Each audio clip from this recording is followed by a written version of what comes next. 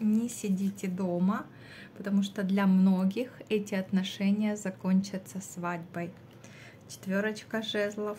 Мужчина тут идет к вам новый, такой с характером, себе на уме, работящий, умеющий зарабатывать денежки, их распределять.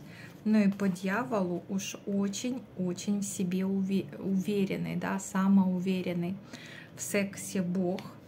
По двойке жезлов, может быть, или вы будете находиться на выборе, или он, или по восьмерке мечей вам будет страшно идти на свидание, но карты говорят, рискуйте, потому что по шестерке пентаклей ваши выходные в перспективе жизнь произойдет, знаете, вот по такой сфере заботы, внимания, теплоты и поддержки. Так что дерзайте, дома не сидите.